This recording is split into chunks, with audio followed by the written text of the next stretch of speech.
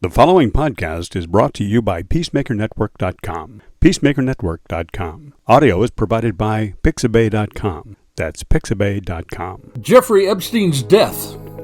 Is the government withholding key evidence?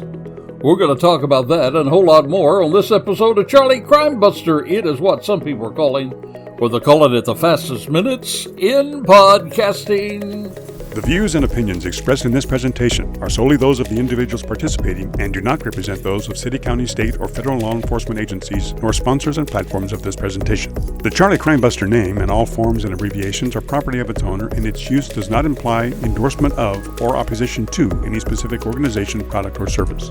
All individuals described or mentioned in the presentation should be considered innocent unless or until found guilty in a court of law. This presentation contains adult subject matter. Listener and viewer discretion is advised. Well, hello and welcome to another episode of Charlie Crimebuster. We're talking about Jeffrey Espstin. Epstein's in the news a lot these days. Just about every day you're reading some article about Epstein. And there's a renewed interest in the case. And some people are saying, hey, something's going on. The government's not releasing all of the information that some people say we were told would be released. And then you can't help but take a look now at how Jeffrey Espstin died. We're going to talk about that on today's program. But first, welcome to the podcast. If you're a new listener or a seasoned listener, we always invite you to reach out with a shout out. Reach me, Charlie Crimebuster at gmail.com. CharlieCrimebuster@gmail.com. Hey, would you like to support those brave men and women who run toward danger instead of away from danger? Yep, we're talking about military, first responders, and, of course, law enforcement. If you'd like to be a part of a program of supporting those brave souls, then we encourage you to go to our sponsor, PeacemakerNetwork.com. You'll find all about it there. You can even become a part by becoming a badge supporter. Hey, we're going to leave the links in our show notes. Hey, before we get going, please hit like right there on your social platform. And if you haven't subscribed, hit that subscribe button. Alrighty then, let's get into our main focus. You know, I can tell you something about his death, Jeffrey Epstein's death that is, that may interest you. Are you listening? It was death by appointment. Yeah, hang on before you think I'm losing my mind. There was an appointment that triggered Jeffrey Epstein's death. Now, we've already covered in the series how Epstein received a sweetheart deal here in Florida. That was 12 years ago or more. And that was regarding his abuse of underage girls. We told you about his stay in the Glamour Slammer. That was no more than a bad motel at night. Now, a lot of the local people were aware of this, and other people were aware of this, but most of the world was not aware of this Glamour Slammer treatment that he had. That is until President Donald Trump appointed Alexander Acosta as his Secretary of Labor. You see, my friend, that appointment piqued the interests of a lady by the name of Julie Brown. And who is Julie Brown? Julie Brown is an investigative reporter from the Miami Herald. She was made aware that Acosta, as a U.S. attorney for the Southern District of Florida, well, he was the one that agreed to that sweetheart deal. That included granting immunity from all federal criminal charges to Epstein, along with 4 named co-conspirators, and any potential co-conspirators that took part in that case. You see, that agreement, well, it just shut down the ongoing FBI probe into whether there were more victims and other powerful people who took part in Epstein's sex crimes. Well, at that time, that agreement halted the investigation, sealed the indictment. And we all know now that after Ghislaine Maxwell, after her prosecution, we know that the prosecutors there proved that Epstein continued to pursue his abuse long after that sweetheart plea deal with Acosta. So on November the 28th, 2018, rumors were already in the air that Acosta was now being considered as a possible successor to Attorney General Jeff Sessions. And during that time, that's when the Miami Herald published. They published an investigation that covered dozens and dozens of young women making charges against Epstein. She uncovered the Palm Beach police investigation in its details, and it included Acosta's role in the Epstein case. That story revealed the extent of collaboration between federal prosecutors and Epstein's attorneys in their own efforts to keep the real victims from learning about the plea deal. It actually included information about emails between Acosta and Epstein's attorneys promising to keep the deal from multiple victims of Epstein's abuse in Florida. So you see, my friend, if Acosta had not been appointed to this very public position, it may not have pinged the investigative reporter to dig into the case and publish it so the whole world would realize the injustice that occurred here in Florida. And those articles, well, talk about going viral. It was viral on, you talk about going viral. I mean, that went all over the world when those articles hit. You could say it was going viral on steroids. Those articles prompted the FBI to reopen the case. And so on July the 6th, 2014, Jeffrey Espstin left in his elite jet in the morning hours. He flew from Paris all the way to New Jersey in his own private plane that set down between 4 and 5 p.m. Eastern Standard Time in New Jersey, Teterboro Airport. But waiting for him, secretly waiting for him, were agents of the federal government, and they arrested him. They arrested him for solicitation, for child sex trafficking, and conspiracy to commit child sex trafficking. And this time, he wasn't taken to a glamour slammer, my friend, but to a real jail. A real jail that was cold, had vermin, improper staffing, equipment failures, and was known to many as a dungeon-type experience. In fact, someone said that his bathroom, the bathroom in the plane, was more than likely larger than the cell that he was placed in at the New York Metropolitan Correctional Center in Lower Manhattan. And this was the very place that Jeffrey Espstin died, was unresponsive. But the question is, how did he die? Well, we're going to get to that in a moment, but right now it's time to take just a quick break and share with you our crazy crook story of the week. As we often say, you can't make it up. A young driver in a Honda Civic, well, he hit triple-digit speeds in a Florida highway. And he said he did it, get this, because he genuinely believed he was caught up in a race. Yep, a race, but not with another highway-dwelling motorist, but rather a race with a police officer. And this 25-year-old Florida man, well, he thought it was a good idea to take that little blue Honda Civic way up to felony speeds. And that was just recently.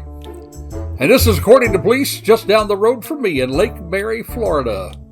The young driver hit speeds of 120 miles per hour before finally coming to a stop.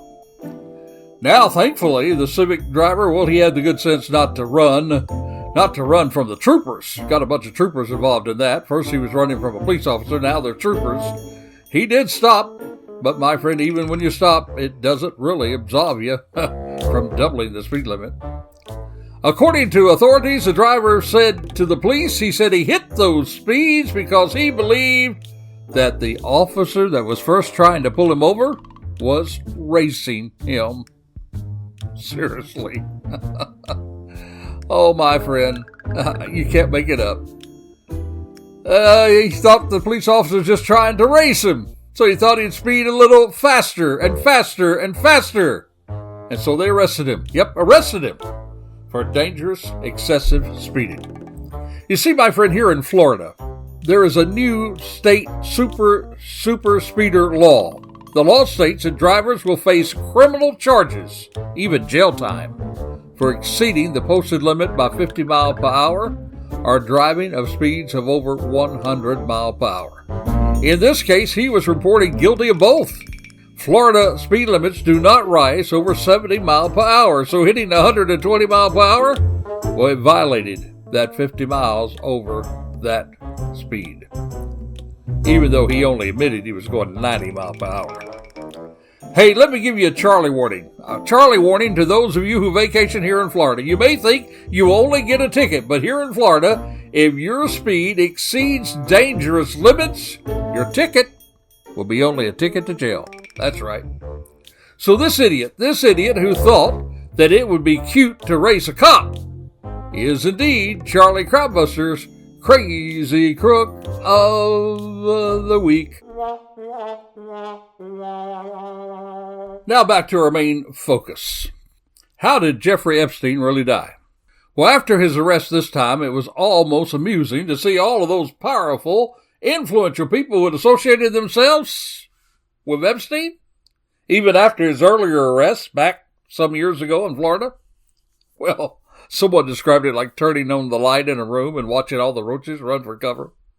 Suddenly, people who were associated with him began to distance themselves from previous association and from being pals with Epstein. All names from accusers of Epstein came pouring out. All kinds of names that were associated with him. Bill Gates, Bill Clinton, President Trump, Prince Andrews. Now, to be fair, our presidents, both Clinton and Trump, were acquainted with Epstein, but they have not been accused of any of the sexual abuse whatsoever, unlike some of the others. Clinton, of course, was a guest of Epstein on his plane several times, one a trip to Africa to help the poor people. Trump, he said that he even kicked Epstein out of Mar-a-Lago, and that he wasn't a fan. The question is, though, if all these people, whoever they are, wherever they are, whatever political affiliation, however powerful and influential they are, if they knew about his work as a pedophile, of his own actions as a pedophile, why would they associate with him at all?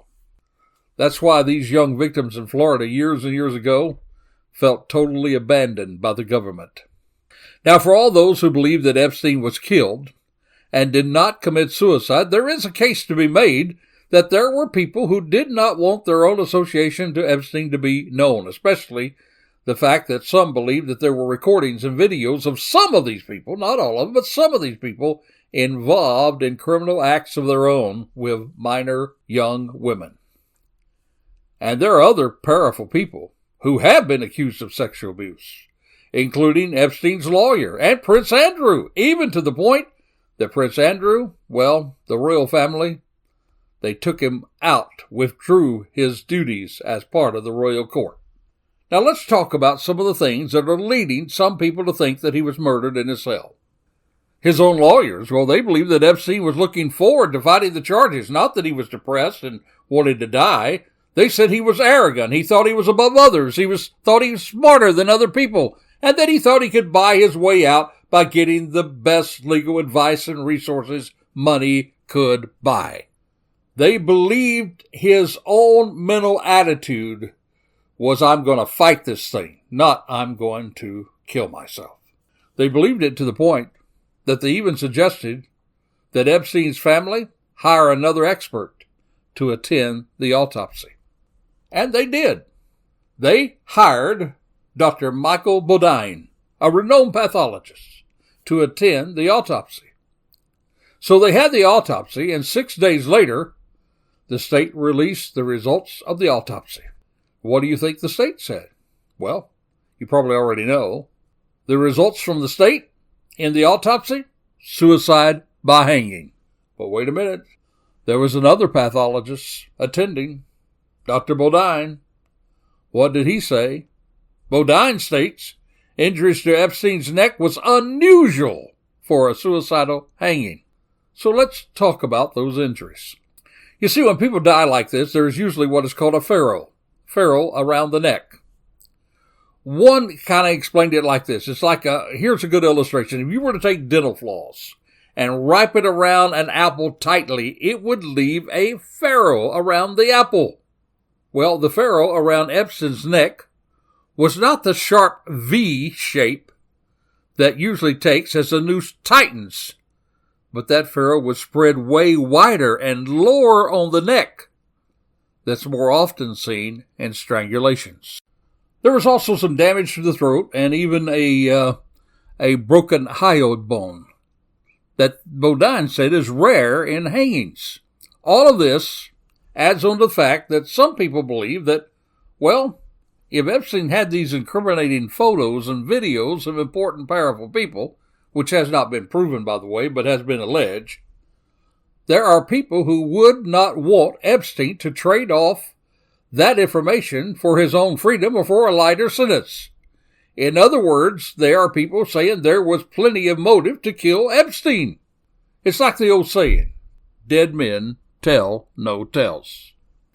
An example is the fact that Virginia Roberts, who was one of Epstein's earlier victims, she actually claimed that she was paid $15,000 from Ghislaine Maxwell and Epstein to do for Prince Andrew what she did for Epstein. And she did so, she said 3 times, once in New York, once in London, and once in the U.S. Virgin Islands. Were there others who would want him dead? When the FBI raided Epstein's estates in Manhattan, they found troves of pictures of underage girls and diamonds. You know, you can use those to get a quick getaway when you can't get the cash. And there was a false passport. That false passport led back to a particular person that also had ties to another foreign government. And there were rumors then that Epstein may have been a spy for another country that was getting him to get blackmail information on powerful people of the world. Even his plane was known to have cameras and recorders. And a whole lot of important people flew on that plane, and a lot of underage girls flew on that plane, and there was a bedroom, of course. Now, all this sounds really, really juicy for conspiracy folks. But how would these people get access to kill him? And if so, who would it be?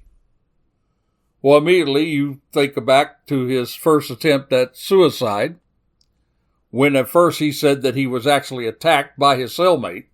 And his cellmate, he was a convicted cop gone bad, Nicholas Tartaglione, who had murdered other people. And he was considered a suspect by some that he had attacked Jeffrey Espstin there at his cell. But think with me. If Nicholas was trying to kill Epstein, why would he then alert guards and save his life? And I do know that you know, and most everybody knows, that there are people in jail who hate pedophiles, and that pedophiles are sometimes considered in danger when they go to jail. And there might be those people who would try to kill Epstein. I mean, he was a very, very high visible inmate. But if they were to do that, they would take pride in that. They would not hide the fact. They would shout it out proudly, and nobody has come forward to say anything like that. You see, my friend, I think it's time that we really talk about the real facts about the death of Jeffrey Espstin. Having served in law enforcement and leadership role, I know something about jails, and here's what I know. Epstein was facing real jail this time, and real jail is scary. In fact, most suicides in jails occurs in the first 30 days in jail, before people have had time to accept their fate and adjust to it. Did you hear that? Before they've had time to accept their fate and adjust to it. That's why jail correctional officers most often carry a special knife to cut down people who attempt to hang themselves. And we all know now that already Epstein had attempted suicide once. And often people who commit suicide have a couple of attempts before they do it. So I guess the real question is, why would they have taken him off a suicide watch? Why would they put him in a vulnerable spot where he could kill himself? That in itself is beyond amazing. As attorney William Barr said of this event, he said, quote, "It was a perfect storm of screw-ups within the system." And boy, was it. He was supposed to have a cellmate. In fact, there was a written directive that he should have a cellmate, but instead, that cellmate had been transferred out, and for that night, he was all alone in that jail cell. Barr says, perfect storm of screw-ups. The officers that were there were overworked. They had worked multiple shifts. They were tired. They fell asleep. They were supposed to make regular checks on him. They did not, and even falsified logs to suggest checks that were made was not, well, they suggested that they made the checks, but those checks proved that they were not made that night. And what's this with all those bed sheets in there that he could use to fashion together a noose? In fact, there were 2 nooses found in the cell. This suggests to me that he was going to try numerous times before he got it right and killed himself. Numerous times. Hey, couldn't that numerous times explain the damage to the cartridge and the broken bones in his throat? I believe, my friend, there was a reason why the mattress was on the floor. I don't think it was just that he wanted to sleep on the floor. I think he had it there so that he could land softly when he tried to kill himself. But the greatest evidence of all that he killed himself, and I agree with that official investigation, but the greatest evidence in my mind that Jeffrey Epstein killed himself is simply this. He finally realized he could not beat this rap. He could not beat this rap. He couldn't even get out on bail before his trial. You can imagine how that surprised him and his attorneys, that this, the richest man in the world, or among the richest people of the world, of all his millions of dollars, could not even convince the court to give him bail. You see, my friend, Jeffrey Espstin was a man who was always in control. He was in control of his life. He controlled others. Testimony from his staff, from the workers, the people that he abused, without a doubt proves that Jeffrey Espstin had to be in control. It was all about control. Control over money, even other people's money. When he was working as a financial consultant, he would have the people sign over the power of attorney to their whole estate. He controlled everything. And that was what's so amazing about how he made his money. He had control over young women. He had control over underage girls. He had control over his staff. All about control. Even with his first conviction, there was control. His lawyers controlled the sentence. They controlled work release for him in the daytime to his own plush offices. He controlled that his own food was brought in. He had a cell wing to himself. He controlled it. There was even protective bodyguards that he had and that he controlled, along with sheriff's deputies, listen to this, sheriff's deputies that he paid. Trips to his house while he was under this sentence, while in jail. Women brought in to see him in his office during his first glamour slammer existence. He controlled it. But wait a minute, now he's not in control. He does not have a say. He does not have a say when he gets up. He does not have a say when he eats. He does not have a say about what he eats. He does not have a say when he showers. He does not have a say when he moves about. He has lost control. And so what does he do? He takes back control. The very day before he kills himself, he has his lawyers redo his will and refile it. And he changes his will into a trust in the Virgin Islands. That move would make it most difficult for his victims to get to his money. He literally ties up his estate. He controls how they get access to his money. And then, well, the next step is easy. He gets that will taken care of. Just a day before this, he gets that will taken care of. He refiles it. So one of the last things he does with his attorneys, and then he controls what happens to himself. Not the courts. It's not the courts that controls it. It's not the judge that controls it. It's not the correctional officers that control it. It's not any one other person that controls what happens next in his life. He controls what happens next in his life. And so, my friend, when Jeffrey Epstein takes his own life, he literally says to the world, screw you. I'm going out my way. I'm doing it the way I want it to be done. Nobody controls me. To authorities, to us, the public, and especially to his victims, his action says, screw you. Then Jeffrey Epstein kills himself. Well, there you have it, my friend. That's what I believe about the death of Jeffrey Epstein.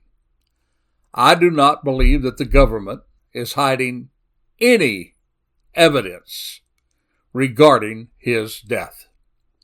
Now, there are some information that I still have question about why the government is not releasing that information. But it has nothing to do with his death. Nothing to do with his death. But only about some of the things that he was involved in regarding perhaps other countries, maybe even our allies, or maybe even our government. Remember, as we said in the session some time ago, Acosta was reportedly saying to one person, at least somebody in the subcommittee, that the reason he signed off on that sweetheart deal was that he was told that Epstein was intelligence that was above his pay grade. That's the kind of stuff that the government may be hiding. But I don't believe the government's hiding anything about his death. I think his death was the last step that Epstein did to take control himself of how he dies. Well, that's what I think based on my experience as an investigator. But what do you think? Do you think that there was more to it? Love to hear from you. Reach me, charliecrimebuster@gmail.com, charliecrimebuster@gmail.com. And until this time next time, when we'll begin to tell you even more about this crazy, crazy story about this pedophile, the most infamous pedophile in American history. Until this time next time, this is Charlie Crimebuster reminding you, be safe, be alert, for the life you save may be your very own. You have been listening to Charlie Crimebuster. You can find additional information and podcasts at charliecrimebuster.com. We would like to thank our sponsor, the Peacemaker Network, and also encourage you to support the first responders, military, and law enforcement personnel by contributing to the Peacemaker Network. That's peacemakernetwork.com. All music and sound effects are courtesy of Pixabay.com. That's Pixabay.com. You can also support us by subscribing to our YouTube channel, tag @CharlieCrimebuster, and then click the subscribe button. By doing so, you'll be notified each time we drop one of our shows. Another more convenient way for you to listen to our podcasts, or for you to say to your smart speaker, play Charlie Crimebuster. If you have comments or suggestions, we would love to hear from you, so please send them to charliecrimebuster@gmail.com. That's charliecrimebuster@gmail.com. Or you can call or text us at 407-917-2211. That's 407-917-2211. Thank you for listening, and we hope that you will join us again for another exciting crime episode with Charlie Crimebuster.